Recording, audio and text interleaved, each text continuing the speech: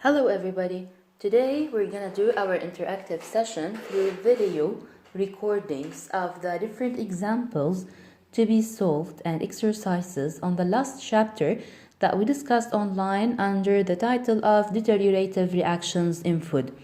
For this, we're gonna solve 4 examples and maybe even 2 more as supplementary. Each exercise, I'm gonna solve it alone and then post the video on YouTube. After this, I'm gonna share the links of the different videos on Moodle. For this, while you are watching the video, you have to try to solve the exercise by yourself, of course, and write down the questions. I need you to be interactive, and if you have any questions, please do not hesitate to write down your question on the video below on YouTube itself, and then I'm gonna read all your comments, all your questions, and we're gonna discuss it at the beginning of the next session on Thursday. So let's get ready. Bring on your calculator, set up your mind, all your information, and let's start. The first example is orange juice was aseptically filled into hermetically sealed glass jars and laminated plastic, aluminum foil, paperboard cartons, and held at 25 degrees Celsius. The extent of browning expressed as optical density at 420 nanometer measured over a period of weeks gave the following results that are represented in the table below. So the question is, we have to analyze the data to see if the browning reaction follows a pseudo zero order reaction and calculate the shelf life of a juice in the 2 containers if the juice is unacceptable when a browning exceeded 0.25 optical density. So we're gonna repeat the 2 questions. The first one is to analyze the data to see if the browning reaction follows a pseudo zero order reaction. So let's start with solving part A of the question.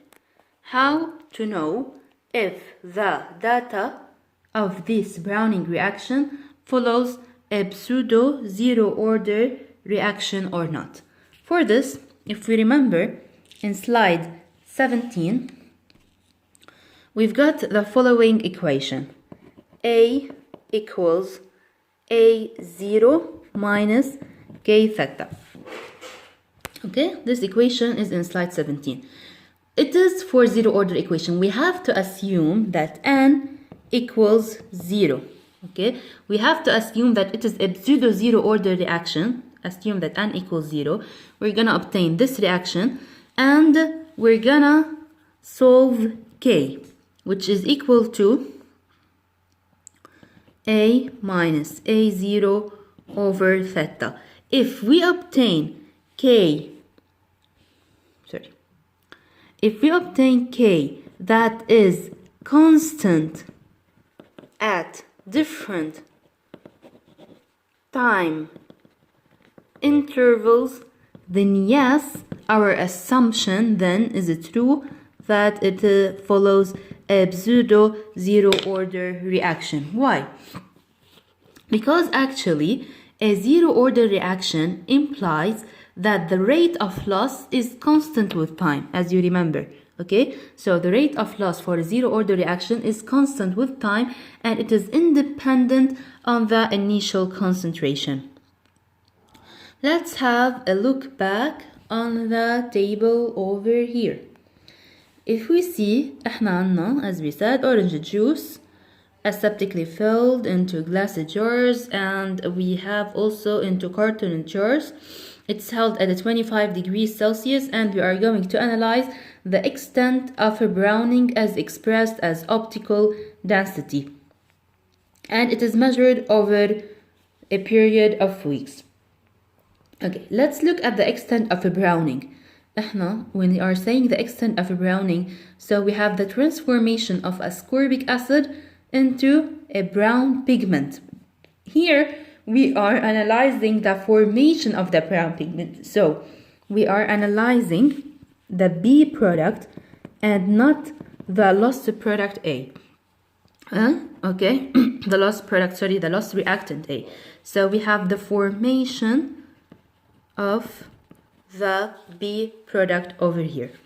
So we're gonna write K again. It's the same. يعني احنا we're gonna see if it is constant at different time intervals with respect. يعني is the rate of loss constant with time, and we're gonna see is the rate of formation of B constant with time. K equals B minus B0 over theta. So let's take a specific theta from the table. At theta equals 40 days. K will be at theta equals 40 days. The K would be B minus B0. So the B at theta equals 40 days, 0.195 minus B0, which would be 0.1 over theta, which is 40. Okay, I just filled in the numbers that are presented in the table concerning, over here we are speaking about carton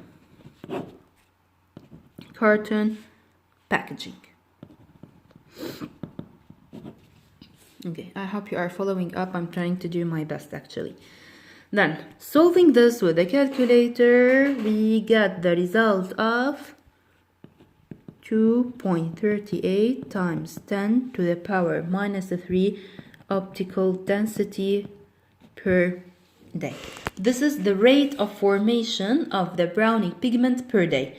Okay, we're gonna see is how this rate of formation, does it change with time or not? So we have to take another theta. Let's say at theta equals 20 days.